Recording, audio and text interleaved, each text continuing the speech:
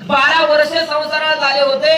पार्वती मातेला रोज दुःख वाटायचं आणि आपण 12 वर्ष संसार करतोय, परंतु या संसारामध्ये जर पुत्र प्राप्ती झाली नाही तर हा संसार मात्र पूर्णत्वाला जात नाही, ही खंत होती. कारण पार्वती मातेचा संसार हा मुळात पार्वती माता पतिव्रता थोर, वाहिला संसार शिवापायी. सर्वस्व तो आहे, करता तोच आहे, करता करविता तोच आहे. जीवन समर्पित पार्वती मातेचं होतं. तिला वाटायचं आपण एवढे शिव बघतात, कधी ना कधी आपल्याकडे देव पुत्र देईल या आशेने जीवन जगत होती.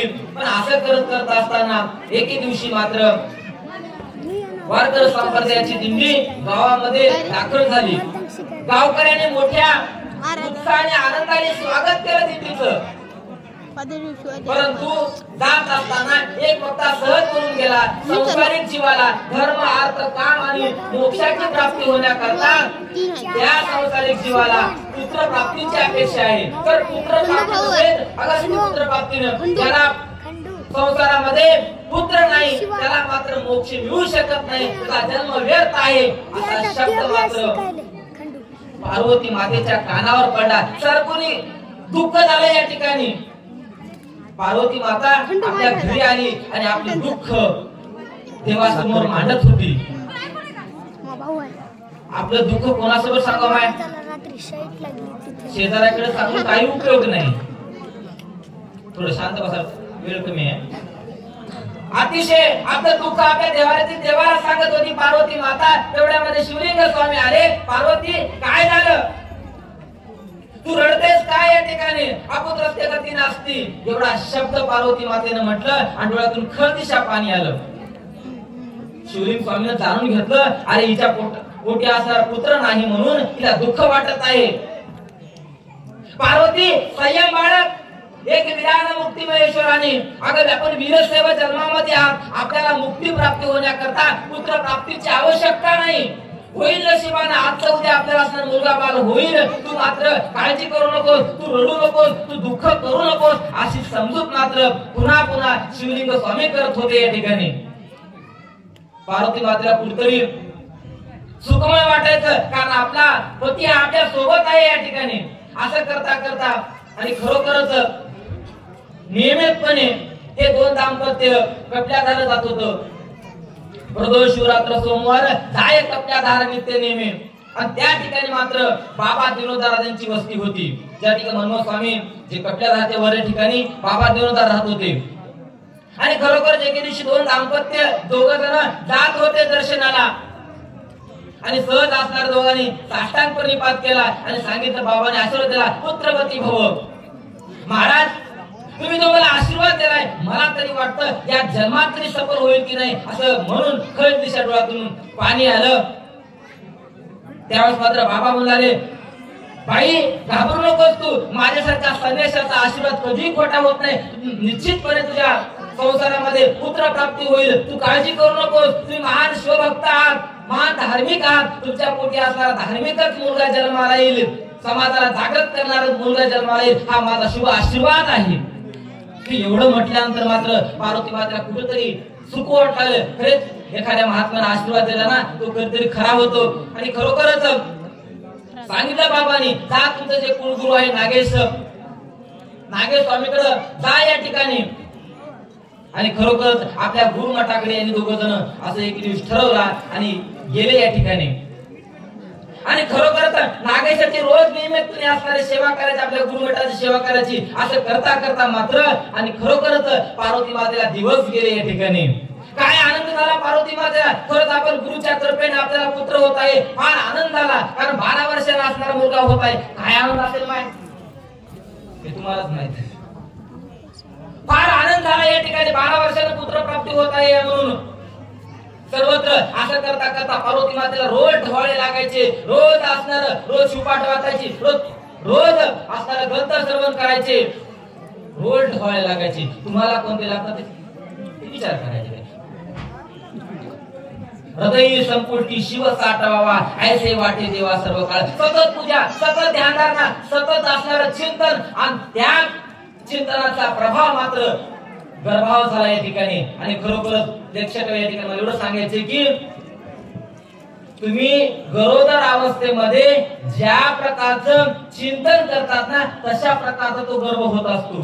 साधं जमीन आमची शेतकरी आहेत या ठिकाणी जमीन असणार 7-8 महिन्याचं पीक घ्यायचं असेल तर जमीन आपण चांगली निवडतो कारण त्या जमिनीमध्ये पावर आहे का बघतो. या ठिकाणी 100 वर्षाचं पीक घ्यायचंय माती रुपी असणार तुम्ही जमीन आहात ते पीक चांगलं येण्याकरता तुम्ही शुद्ध पाहिजे. या ठिकाणी ऐसे संत अवतरती कोटे सत्पुरुषाचे पेटे ज्यांच्या घरी आपण धड असलं पाहिजे तेव्हा असणार चांगली पिढी जन्माला येत असते. या ठिकाणी का आपण धड न या ठिकाणी आपण काय मुलाला संस्कार केले. पार्वती माता एक ना एक संस्कार गर्भालाच देत होती. आज गरोदर माता असणार टीव्ही बघ मोबाईल बघ नको ते प्रकारचं खाणं खाल्यामुळं आज मात्र येणारी पिढी धार्मिक होत नाही. याचं कारण तुम्ही आहात. पार्वती मातेने असे काही संस्कार केले गर्भावर आणि खरोखर दिवस उजाडला. कोणता दिवस तर सरले 9 मास आला माघ मास पंचमीचा दिवस सोमवार. या दिवशी मात्र दुपारच्या द्वितीय प्रहारामध्ये 12 वाजता जगाला उद्धार करणारा धर्माला ज्ञान देणारा नवे नवे धर्म स्थापित करणारा असा असणारा पुत्र जन्माला दिला. खरोखर सर्व गावकऱ्यांना आनंद झाला. 12 वर्षानंतर मुलगा झाले हो. काय आनंद झाला असेल स्वामी कुटुंबाला त्याचबरोबर गावाला आनंद झाला. शिवलिंग स्वामीनं समस्त गावकरी मंडळींना भिडे वाटले या ठिकाणी आणि रोज असणार जीवन चालू होतं कारण दोघही दाम्पत्य फार असणार धार्मिक होतं. लहान मूल जन्माला आल्यानंतर मात्र त्या मुलाला रोज चांगल्या प्रकारचे संस्कार जेणेकरून मुलगा असणारा चांगला होईल. 2-3 वर्षाचे असताना देखील त्याला इष्टलिंगाची पूजा कशी करावी सांगत होती पार्वती माता. त्याला जवळ घेत होती. अरे प्राणलिंगाची पूजा कशी आहे इष्टलिंगाची पूजा कशी आहे भावलिंगाची पूजा कशी आहे ध्यानधारणा काय जप काय तप काय अनुष्ठान काय धर्मग्रंथ काय याचं ज्ञान वयाच्या लहानपणापासूनच पार्वती माताने शिवलिंग स्वामीने संस्कार दिले म्हणून ते मोठे झाले. मला कधीतरी प्रश्न पडतो एवढे महान संत पुरुष या पृथ्वी तलावर जन्माला आले तेही 9 महिने होते. आपण गर्भामध्ये 9 महिने होतात पण त्यांनी असं काही जगाला इतिहास घडवणारं साहित्य निर्माण केलं जगाची दिशा बदलली. याचं कारण काय असेल त्यांच्या मुलामध्ये असणारे संस्कार आहेत आणि ते संस्कार देणारे हे आई वडील असतात. असं करता करता दिवस जात होते. मनवत असणार मोठं कारण त्याचं पाळण्यामध्ये नाव होतं. आता मला वेळ कमी म्हणून पटपट सांगत आहे. किती वेळ या ठिकाणी 5 मिनिट वेळ आहे.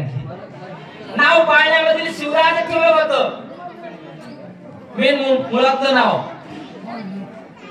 आपल्या मुलाचं कशा प्रकारचं संगोपन करायचं ही आईला जाणीव होती आणि दिवस जात असताना आपला मुलगा मोठा व्हावा आपल्या मुलाला शाळेत घातला पाहिजे या उद्देशाने मानूर मठामध्ये टाकलं. 1 नाही 2 नाही तब्बल 12 वर्ष या ठिकाणी शिक्षणासाठी मानूर मठामध्ये टाकलं. छोटस बाळ मनमत एकुलता एक मुलगा. आईला वाटायचं थोडं दुःख कारण एकुलता एक मुलगा लहान गावी राहत आहे या ठिकाणी. परंतु किती झालं मुलगा जरी छोटा असला का मोठा असला का पण शिक्षणाचे लाड करता येत नाहीत हे मात्र मनोस्वामीच्या आईला माहित होतं. पण मानूर मठामध्ये टाकलं शिक्षणाकरता. 12 वर्ष अभ्यास केला 6 शास्त्र 18 पर्यंत अभ्यास केला आणि विचार करू लागले की माझा धर्म तत्वज्ञान कुठं चाललेलं आहे या ठिकाणी. एका बाजूला हातामध्ये कुराण एका बाजूला तलवार बळजबरी धर्मांतर करणारे असणाऱ्या समाजामध्ये आदिलशाही मुघलशाही निजामशाही त्या काळामध्ये माझा धर्म लोप पावत चाललेला आहे. कुठं सत्य नव्हते. आता कुठं 4था सत्ता सुरू आहे आपल्या गावामध्ये. 400 वर्षापूर्वी काय अवस्था असेल या ठिकाणी समाजाचा विचार करा. या ठिकाणी त्या काळामध्ये माझा महात्मा बसवेश्वरांनी दिलेलं बलिदान व्यर्थ जाणार का. माझ्या जगद्गुरु पंचाचार्यांनी धर्म संस्थापन केलेलं आहे. या संस्थापन रेणुकाचार्यांचे धर्माचे मूळ संस्थापक आहेत. यांचे विचार लोप पावत चाललेले आहेत. पण या समाजाला दिशा कोण देणार. भयभीत झालेला समाज आहे एका बाजूनं. या भयभीत झालेल्या समाजाला कोणीतरी जागृत करेल का नाही असं करणार का नाही. मी स्वतः असणारा जागृत करेल आणि लोकांना सांगेल मनवत आला शिवू लोका आता कोणी भिवू नका ही हाक दिली या ठिकाणी. भिजू नका जागा जागा आपल्या स्वधर्माने वागा ही हाक मनोस्वामीने दिली. आणि भयभीत असणाऱ्या समाजाला मात्र एकत्रित करून भक्ती काय ज्ञान काय हे नवे नवे अष्टावर्ण पंचाचार शतस्तर तीर्थयात्रा हे संपूर्ण ज्ञान सांगितलं. आणि धर्माला जागृत करायचं असेल तर तीर्थयात्रा शिवाय पर्याय नाही. कारण जोपर्यंत साधू संत फिरत नाहीत नदी वारा आणि संत याने जर फिरलं तर जगाचं कल्याण होतं याची जाणीव मनमोहन स्वामीला होती. म्हणून त्यांनी कळंब ते कपिलाधार, कळंब ते शिंगणापूर या ठिकाणी पदयात्रा काढली. पदयात्रा काढत असताना प्रत्येक कोणतरी आदरानं पाहिजे, कोणी तिरस्कारानं पाहिजे. कोणी म्हणायचे आता भजन निघालं होय वाण्याचं, काही लोक निघाले मला भजन करायचं या ठिकाणी. काही नाही, कोणी द्वेषानं पाहिजे, कोणी आनंदानं पाहिजे, वा धर्म प्रचार चांगला आहे, काम चांगलं आहे, कोणी उत्साहाने पाहिजे. पण असं करत असताना परंतु सर्वच लोकांना पटलं नाही. या ठिकाणी मनमोहन स्वामींना हजारो अभंग लिहिले, परंतु ज्या ठिकाणी मनमोहन स्वामीचे अभंग केली होती त्याच असणार झोपडीला लोकांनी आग लावून दिली. काय द्वेष असेल लोकांचा, काय वाटोळ केलं होतं संतांचं या ठिकाणी. परंतु त्या ठिकाणी मात्र देवाला देखील देवाला यावं लागलं. भोळा उमाकांत कैलासीचा नाथ अभंग रक्षित अग्नी माझी. त्यावेळेस मात्र शिवाला येऊन ते अभंग वाचवावं लागले. आज दुर्दैव आमच्या समाजाचं एक मनमोहन स्वामी त्यांना संत शिरोमणी म्हणून पदवी आहे, त्या संतांचे अभंग गात्यामध्ये 130च आहे. याचं कारण काय, जाळण्यात आले अभंग या ठिकाणी. किती त्रास असेल त्या काळामध्ये केले. आणि अशी दिंडी करत असताना वारकरी संप्रदायाचे जे मूळ पीठ आहे पंढरपूर या ठिकाणी दिंडी दाखल झाली. तेथे गुरु महाराज गुरुजी परब्रह्म सद्गुरु शंकर उमाय भजन ऐकल्यानंतर मात्र वारकऱ्यांना देखील वाटत अरे भजन कुठलं आलं या ठिकाणी. परंतु साधू संत होते, त्यांनी मनमोहन स्वामीला मात्र बोलवलं जाहीरपणे, सांगा तुमचं तत्वज्ञान कोण आहे, हे भजन कुठून आहे, ही परंपरा कुठून आहे, याचा इतिहास काय. ज्यावेळेस रात्रभर चिंतनामध्ये मंथन झालं त्यावेळेस सांगावं लागलं हे मूळ पीठ हे शिवाचं आहे, हे पंढरपूर हे मूळ पीठ शिवाचं आहे.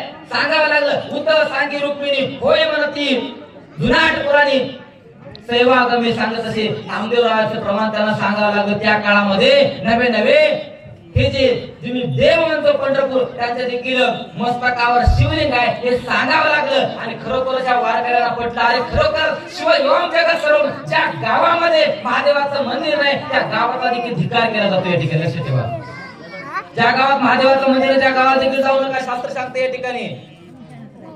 असं असलं संपूर्ण 18 पुराणाचं 6 शास्त्र 4 वेदाचं मंथन केलं आणि त्यावेळेस कळालं संपूर्ण त्याच्यामध्ये शिवच आहे हे वारकऱ्याला मान्य करावं लागलं. आणि वारकऱ्यांनी पदवी दिली सब संतो का राजा संत शिरोमणी मनमोहन स्वामी. ही पदवी त्यांनी दिलेली आहे या ठिकाणी, आपण दिलं नाही या ठिकाणी पदवी. आणि खरोखरच या माध्यमातून प्रचार केला आणि खरोखरच त्या काळातील प्रचार आज आता भरपूर मोठा साहित्य 20 मिनिटांमध्ये सांगणं होत नाही त्यांचं जीवन चरित्र. तुम्हाला भोजनाची वेळ झालेली आहे म्हणून अधिक न बोलता या ठिकाणी फक्त एवढं सांगतो या प्रसंगी जे परमर्षी आहेत 16व्या शतकात निर्माण झाले होते त्यातलं जी मध्यंतरी काळामध्ये समाजाकडे आले होते ते पुन्हा एकदा राष्ट्रसंतांनी प्रचार केला. म्हणून आज घराघरामध्ये परमर्षी गेले, शिवपाठ झाले, शिवपाठ आला, परमर्षी आला, सप्तशृंग झाला. ही महाग लोक पावलेली शिवभक्ती पुन्हा एकदा जागृत झालेली आहे. म्हणून अधिकच काही न होत या प्रसंगी झाली सेवा तुम्हा साधू संतांच्या चरणी समर्पित करून येते सेवेला पूर्ण विराम. संत शिरोमणी मनमोहन